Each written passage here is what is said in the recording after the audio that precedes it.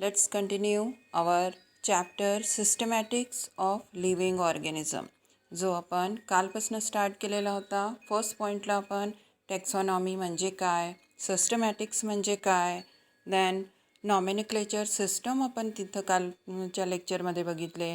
Nomenclature सिस्टममध्ये वर्नेक्युलर names and scientific names हे दोन सिस्टम, त्यांचे नियम हे आपण स्टडी केले होतं. आज आपण टेक्सॉनॉमी ह्या ग्रुपमधला किंवा ह्या ब्रँचमधला सिस्टमॅटिक स्टडीमध्ये नेक्स्ट कन्सेप्ट स्टडी करणार आहे.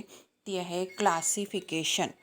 क्लासिफिकेशन डिफरंट सायंटिस्टनी आपल्या according to their own opinion they propose different classification system for living organism because there are millions of living organisms are present on earth and we have to arrange them in a proper manner.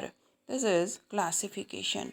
So first we will discuss what is classification. Classification is arrangement of living organisms in a systematic plan. Classify करणं म्हणजे काय करणं तर एका particular plan, एका established प्लॅनमध्ये त्या living ऑर्गॅनिझम्सला डिफरंट कॅटेगरीजमध्ये अरेंज करणं म्हणजे क्लासिफिकेशन. क्लासिफिकेशन ह्याची गरज का लागते आहे, why it is required, why it is necessary.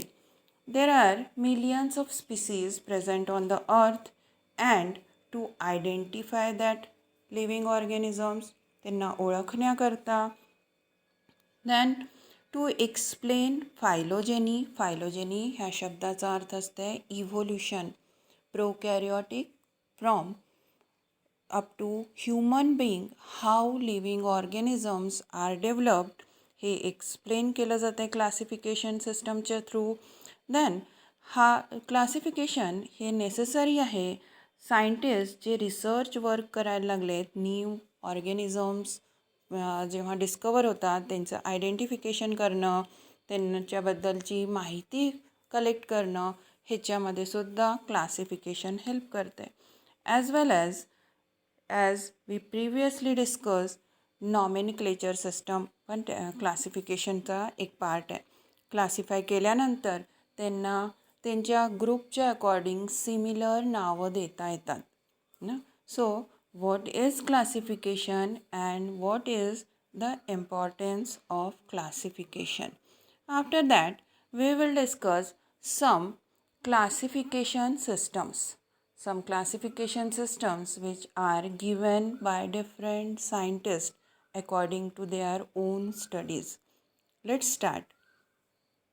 The first name is artificial classification system which is given by Aristotle. Aristotle ह्या सायंटिस्टने दिलेलं आर्टिफिशियल क्लासिफिकेशन सिस्टम, कुठल्या आधारावर त्यांनी हे क्लासिफिकेशन दिलं, लिव्हिंग ऑर्गॅनिझमला कॅटेगराईज केला, तर त्यांच्या सिमिलरिटी म्हणजे दिसण्यामध्ये साम्य असणं आणि डिसिमिलरिटी म्हणजे काय फरक आहे त्यांच्या मॉर्फोलॉजिकल स्ट्रक्चर्समध्ये, ह्याच्या अकॉर्डिंग ॲरिस्टोटलने दिलेलं artificial system. The next is natural system. Natural system which is given by Bentham and Hooker which is based on habitat. We know this term habitat. The dwelling place of that living organism is called habitat. So the natural system of classification is based on habitat and given by Bentham and Hooker. The next is phylogenetic system. फायलोजेनी जसं आत्ताच आपण discuss केलं होतं, फायलोजेनी ह्या शब्दाचा अर्थ असते evolution. Evolution living ऑर्गॅनिझमचं कसं झालेलं आहे ह्याच्या आधारावर क्लासिफिकेशन सिस्टम जो दिला गेला त्याला म्हणलं गेलं आहे फायलोजेनिक सिस्टम किंवा त्याचं दुसरं नाव आहे क्लॅडिस्टिक्स. ओके, फायलोजेनिक सिस्टम हे कोणी दिला तर हे देणाऱ्या सायंटिस्टचं नाव Engler and Prandtl. Engler and Prandtl gave phylogenetic system of classification for living organism which is based on evolution. Okay, the next, in this diagram you are observing a cladogram. Cladogram. What is cladogram? This is a tree method of representing evolution. Evolution कसं झालेलं आहे हे represent करण्याचं tree diagram, ज्याला आपण एक simple लँग्वेजमध्ये म्हणतो आहे, स्टेप बाय स्टेप इव्होल्युशन कसं झालेलं आहे हे दाखवणं हे क्लॅडोग्राम मॅथड आहे. त्याच्यामध्ये एक्सप्लेन केलं जातं आहे की how this living organisms are developed. Okay, this method is called cladogram.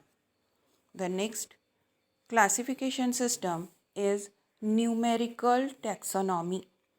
शब्द सांगायला लागला आहे कसं आहे तर नंबरच्या आधारावर त्या लिव्हिंग ऑर्गॅनिझम्सचे नंबर, त्यांचे क्लस्टर ॲनालिसिस म्हणजे त्यांच्या ग्रुपची ॲनालिसिस केल्यावर जो क्लासिफिकेशन सिस्टम दिला गेला त्याला म्हणलं गेलं आहे न्यूमेरिकल टॅक्सॉनॉमी और फॅनेटिक्स.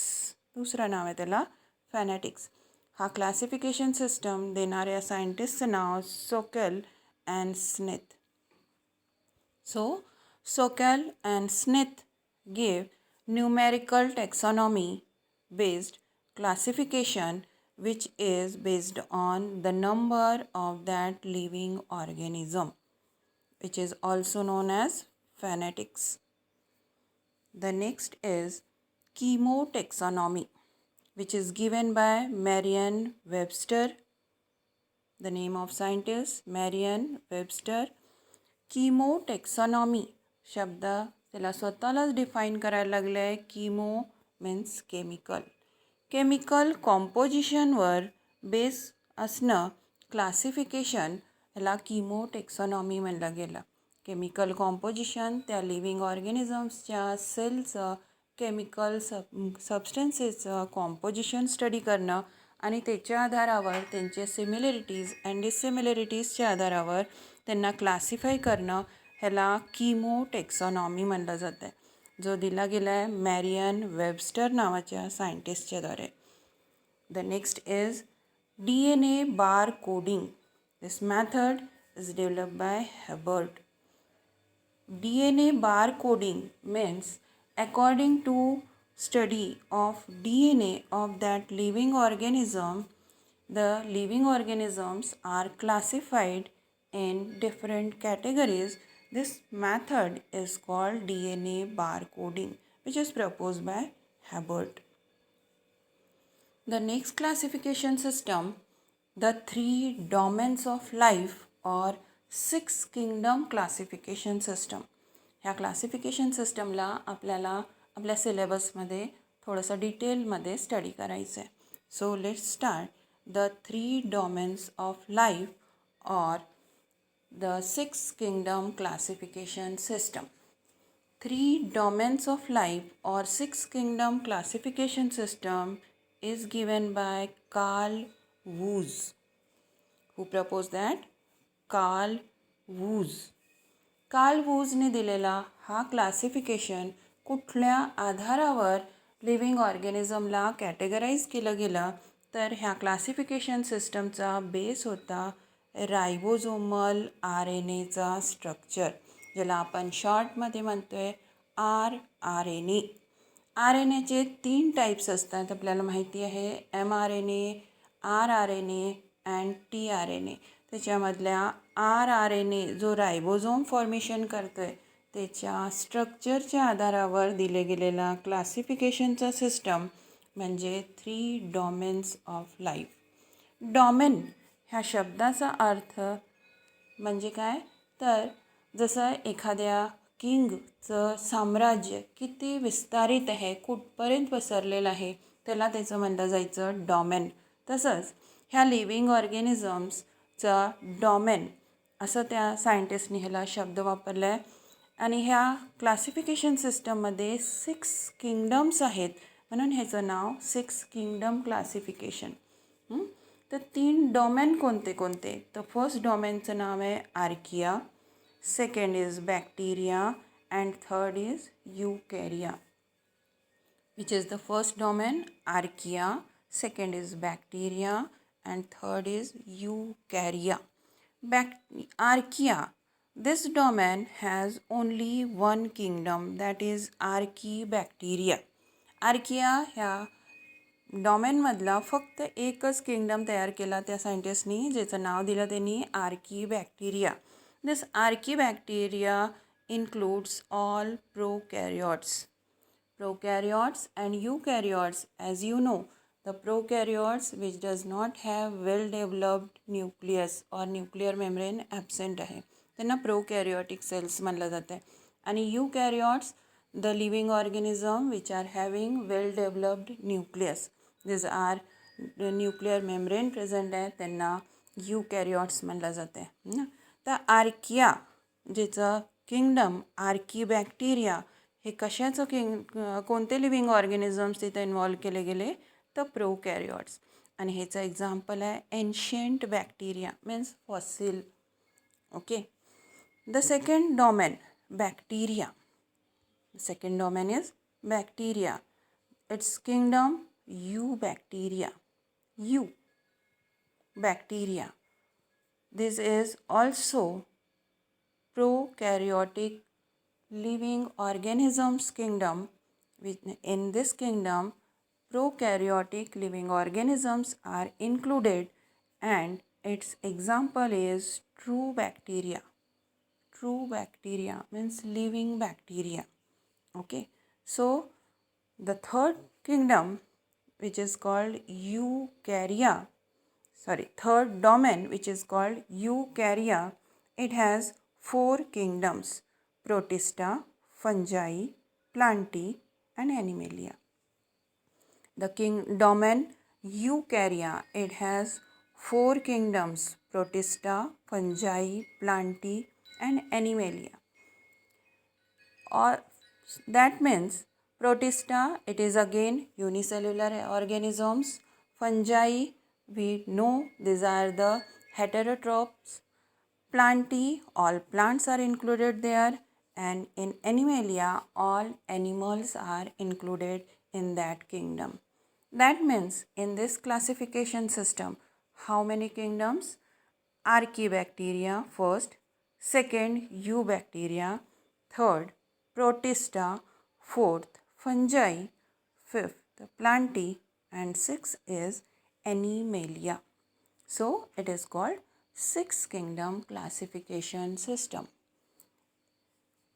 What are the negative and positive points of this classification system? ह्या क्लासिफिकेशन सिस्टमच्या चांगल्या पॉईंट, पॉझिटिव्ह पॉईंट आणि काय काय ऑब्जेक्शन अदर सायंटिस्टनी ह्याच्यावर घेतलेले आहेत, त्यांना आपण म्हणतो आहे merits and demerits. So let's discuss first merits. What are the positive things of this classification? It explains phylogeny. Phylogeny, as we know, evolution. Because from ancient bacteria up to kingdom animalia means human being तयार होण्याची ही sequential process इथं explain केली गेली आहे. So this is the positive point of that classification system. It explains phylogeny. The next positive point is it places fungi and plantae separately, because in previous classification which was given by Linnaeus, which is also known as two kingdom classification system, in that Linnaeus categorized plants and animals, these 2 kingdoms only, and in plant kingdom he placed fungi also.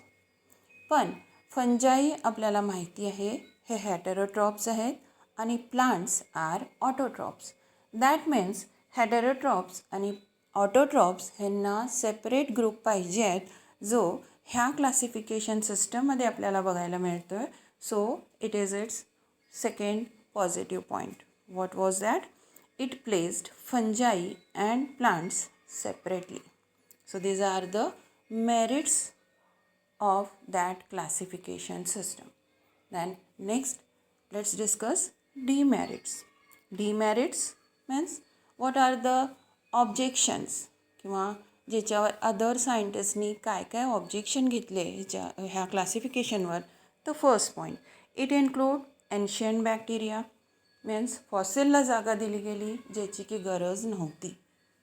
Okay. Second point, it placed unicellular and multicellular organisms together in युकॅरिया.